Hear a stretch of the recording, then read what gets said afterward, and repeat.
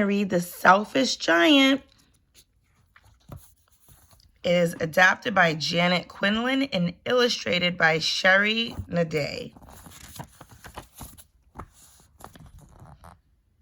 Once there was a giant who lived in a large castle in the center of town. It was a very fine castle, yet the giant was seldom at home to enjoy it. Instead, he spent many years traveling restlessly from place to place. While the giant was away, the children of the town came to play each day after school. It was the most beautiful garden in the land, and some said it was enchanted. Inside the garden, it was summer all year long. The trees never lost their leaves, the flowers were always in bloom, and the weather never got cold.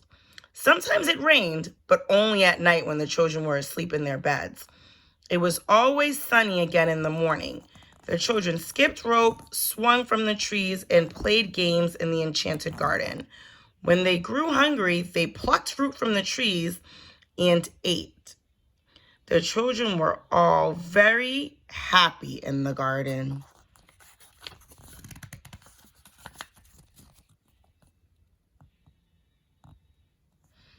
One day the giant returned home. He had grown weary during his travels and longed for peace and quiet in his castle.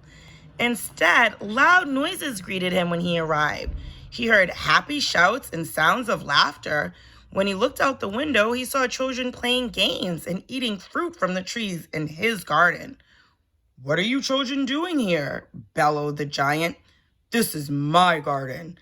I will allow no one to play here but myself." The children were very frightened and ran away as fast as their legs could carry them. With that, the giant placed a heavy lock on the gate to the garden. He also hung a wooden sign on the garden wall announcing that no one was allowed to enter. That satisfied the giant.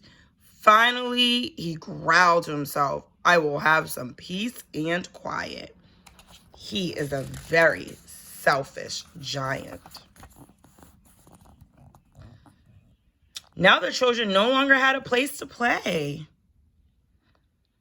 They would walk sadly past the garden on their way home from school and remember the fun that they once had there. One day they stopped by the gate.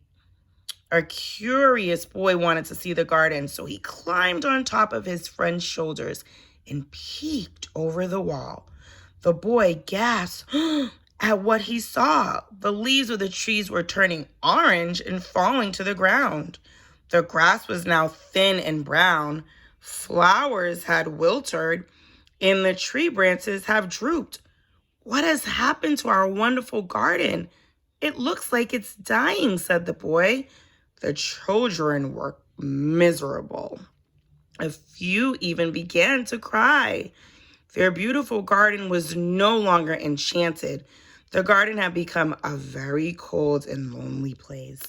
The birds had fled, and the only sound that could be heard was the mournful cry of the cold wind as it blew through the empty tree branches.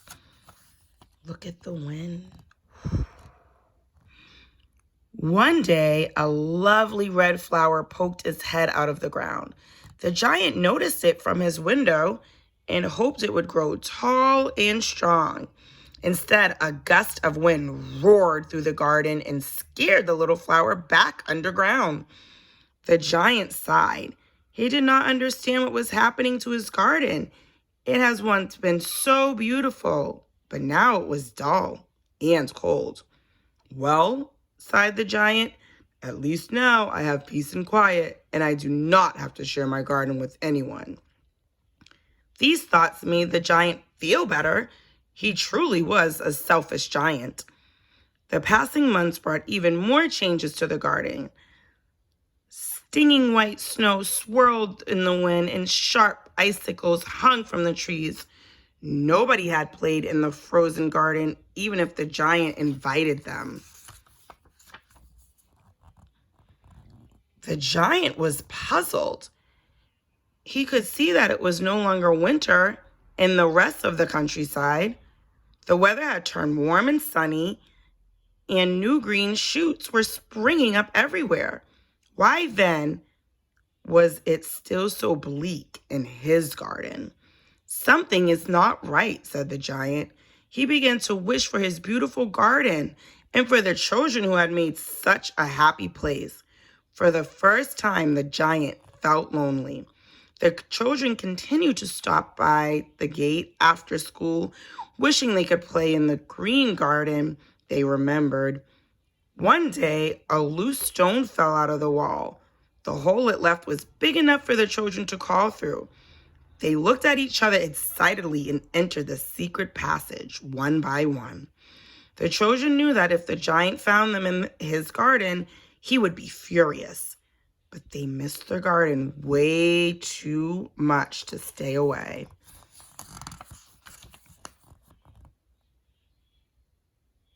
Then something incredible happened. When their feet touched the ground, the snow began to melt. The grass turned green and the sun began to shine. When the children climbed and swung from the trees, new leaves appeared on the branches. From inside the castle, the giant heard a bird singing. Amazed, he went to the window. What was happening? The garden was coming back to life. The giant's eyes were filled with tears. How selfish I've been, he said, shaking his head. He was very sorry for what he had done. Icicles still hung from one tree. A small boy looked up at the tree sadly. He wanted to climb it, but he could not reach even the lowest branch. The boy sat down under the tree and began to cry.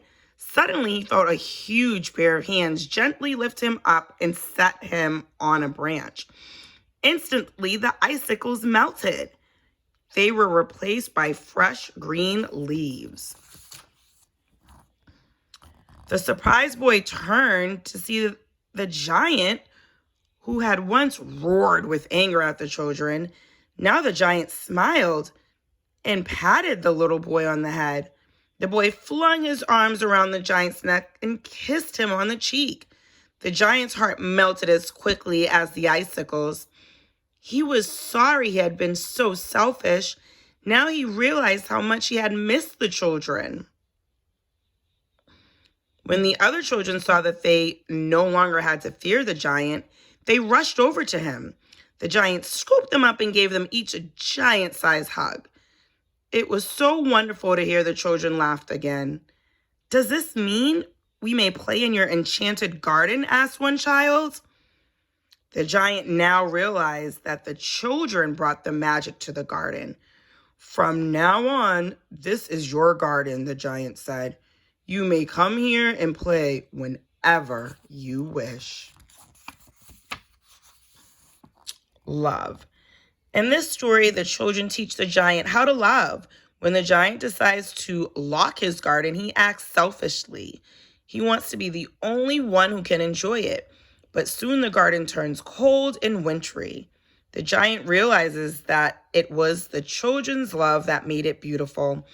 When the children return to the garden and bring it back to life, the giant lets love into his heart. The children show the giant that sharing his garden increases its beauty for everyone. Thanks for taking time to listen to a story with Miss McGill. Have a great day.